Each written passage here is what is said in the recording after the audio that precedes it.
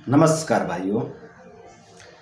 बहुत से भाई हमसे पूछते हैं कि भैया जी ये नाभि क्यों टलती है और ये आईबीएस क्यों होता है।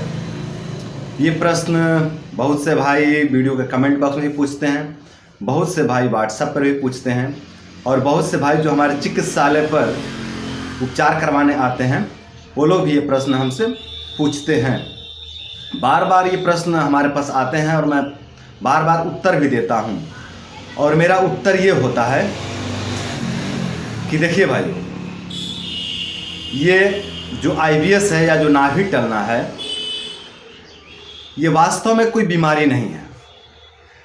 वास्तव में ये कोई बीमारी नहीं है, ये एक प्रकार का कमजोरी है।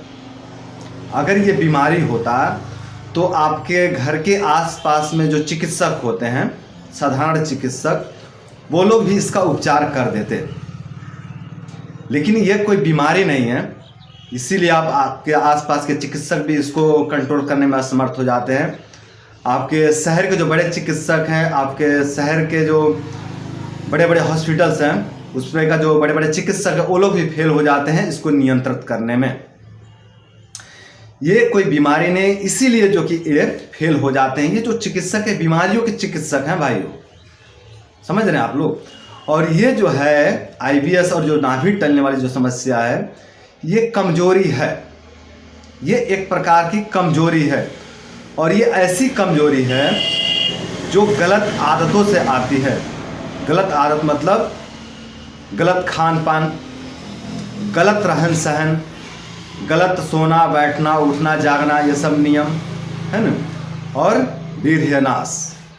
तो ये जो आपका गलत लाइफ स्टाइल है ना, इसके कारण ये कमजोरी आया है। जो आपका लाइफ स्टाइल बिगड़ गया है, जो आपका जीवन जीने का तरीका जो गड़बड़ हो गया है, उस गड़बड़ी के कारण ये कमजोरी आया है। तो इस कमजोरी में कोई टॉनिक भी काम नहीं करता है। जो आपके जो लाइफ स्टाइल की गड़बड़ी के कारण जो आपके शरीर में जो भयंकर कमजोरी आता है, इस कमजोरी पर आधुनिक डॉक्टर का कोई टॉनिक भी काम नहीं करता है।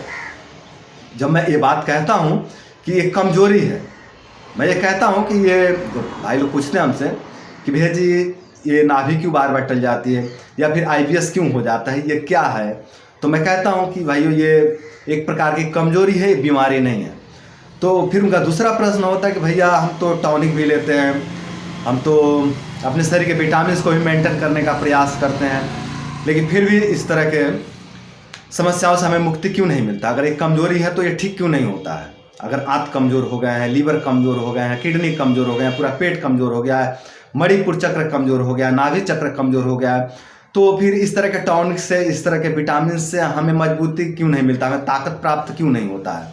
ये उनका प्रश्न होता है दूसरा। तो वहाँ पर मैं उत्तर देता हूँ कि देखिए भाई,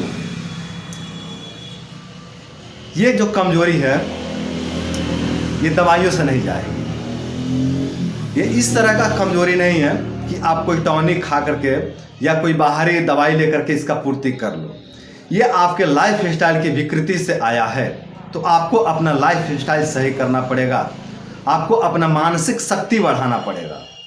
अगर आप अपना मानसिक शक्ति नहीं बढ़ाते हैं, अपने लाइफ स्टाइल को सही नहीं करते हैं, अपने ब्रह्मचर्या को सही नहीं करते हैं, तो आप इस बीमारी से उभर नहीं पाएंगे। जो बात है वो स्पष्ट है। आपको अगर ठीक होना है तो ये सभी गड़बड़ियाँ, जहाँ जहाँ आप गड़बड़ी कर रहे हैं वहाँ हर जगह पे काम करना पड़ेगा। मान लीजिए कि आप बहुत क्रोधी स्वभाव के हैं तो आपको अपने क्रोध पर कंट्रोल करना पड़ेगा। अगर आप बहुत चिंतित स्वभाव के हैं तो आपको अपने चिंता पर काम करने पड़ेंगे, चिंता को कंट्रोल करना पड़ेगा। आपको अपने मन को कंट्रोल करना पड़ेगा, मन को भागने मत दीजिए, मन को अपने बस में करिए, मन को कंट्रोल में करिए। जब आपका मन कंट्रोल में होगा तभी आपका जो एनर्जी है कंट्रोल होगा।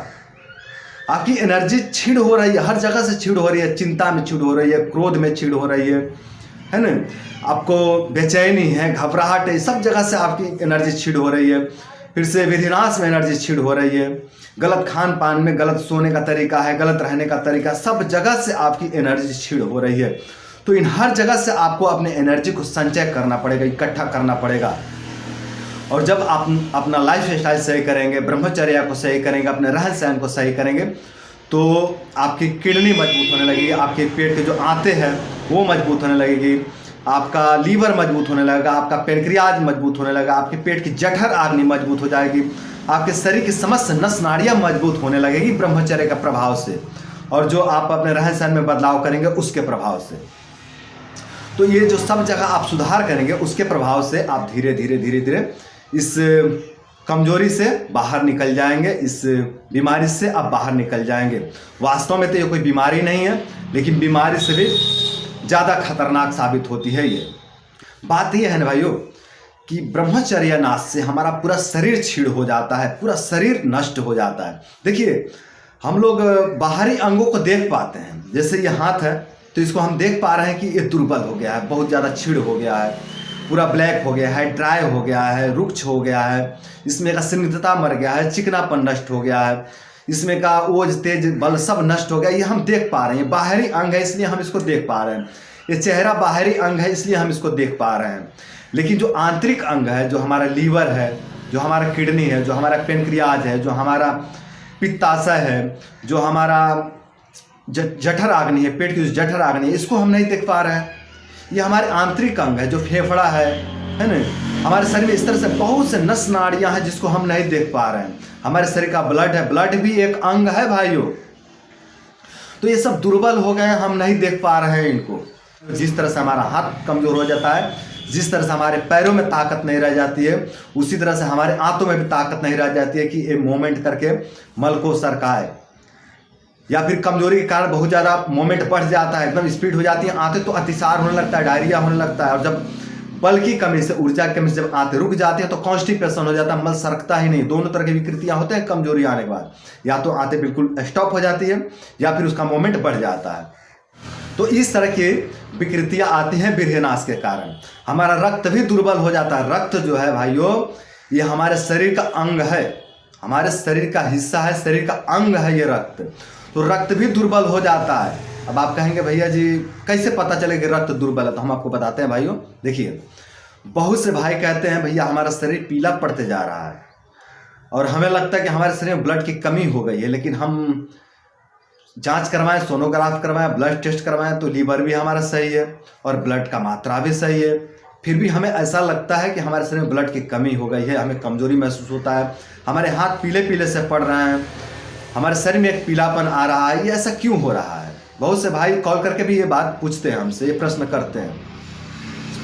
तो उन भाइयों को मैं यही उत्तर देता हूँ कि देखिए भाई, डॉक्टर के अनुसार, रिपोर्ट के अनुसार, मशीन के अनुसार आपके शरीर में ब्लड तो है, आपके शरीर में भरपूर ब्लड है, लेकिन इसमें दुर्बलता आ गई है, इसमें कमजोरी आ गई है और ये कमजोरी के कारण अपना प्रभाव नहीं दिखा पा रहा है, आपके शरीर में अपना प्रभाव नहीं दिखा पा रहा है।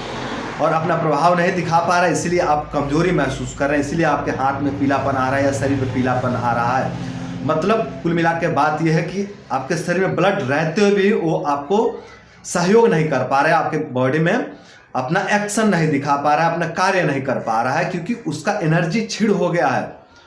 समझ रहे हैं? मतलब आपकी शरीर, समस्त शरीर ठीक है, इसमें कहीं कोई विकृतियां नहीं आई हैं रिपोर्ट के अनुसार या डॉक्टर के अनुसार, फिर भी आप भयंकर कमजोरी का सामना करेंगे, फिर भी आप भयंकर दुर्बलता का सामना करेंगे, आप अनेकों प्रकार के व्याधियों का सामना करना पड़ेगा आपको डायरिया हो सकते हैं, कॉन्स्टिपेशन हो सकता है, या फिर बहुत ज़्यादा कमजोरी महसूस हो सकता है, आपको गुप्तांग से संबंधित रोग हो सकते हैं, आपके गुप्तांग में कमजोरी आ सकता है, आपके नेत्र में कमजोरी आ सकता है, आपके नेत्र के सभी सिस्टम ठीक से काम कर रहे हैं फिर भी आपको अच्छे से दिखाई नहीं देगा, आपके दिमाग के सभी फंक्शन ठीक है, आपके ब्रेन के सभी फंक्शन ठीक है, सभी नस नाड़ियाँ ठीक है, लेकिन आप सही से चिंतन नहीं कर पाएंगे, सही से सोच नहीं पाएंगे, आप सही से कोई निर्णय नहीं ले पाएंगे, आपका उत्साह नष्ट हो जाएगा, आप हमेशा उदास रहेंगे, निराश रहेंगे, डॉक्टर भी परेशान हो जाएंगे मनोरोग की दवाई चलाते चलाते,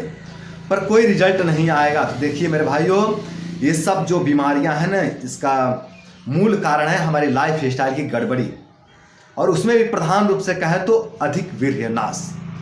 ठीक है, तो आप अपने सभी गलतियों को सही करें और प्रधान रूप से आप अपने ब्रह्मचर्य को सही करें। सभी गलतियों को सही करने के साथ साथ में आप अपने ब्रह्मचर्य पर भी ध्यान देंगे। आप सभी गलतियों को सुधार लेते हैं और ब्रह्मचर्य को सही नहीं करते हैं तो उतना अच्छा लाभ देखने को नहीं मिलेगा आपको। तो मेरे भाइयों, आप लोग चिंता ना करें, ये कोई बहुत बड़ी व्याधि नहीं है, लेकिन परेशान कर देता है। फिर भी कोई बहुत बड़ी व्याधि नहीं, फिर भी जिस व्यक्ति को ये सब समस्याएं हो जाते हैं वो बहुत परेशान हो जाता है। तो मेरे भाइयों, परेशान होने की आवश्यकता नहीं है, आप लोग चिंता मत करिए। आप अपने लाइफ स्टाइल को सही करिए, अपने ब्रह्मचर्य आपको सही करिए। धीरे धीरे धीरे धीरे आप पुनः पहले जैसा हो जाएंगे। तो चिंता ना करें मेरे भाइयों, ब्रह्मचर्य का पालन करें। ब्रह्मचर्य का पालन करके आप लोग अपने जीवन को सुंदर, सरल, निरोगी एवं सफल बनाएं। तो आज के लिए इतना ही। नमस्कार।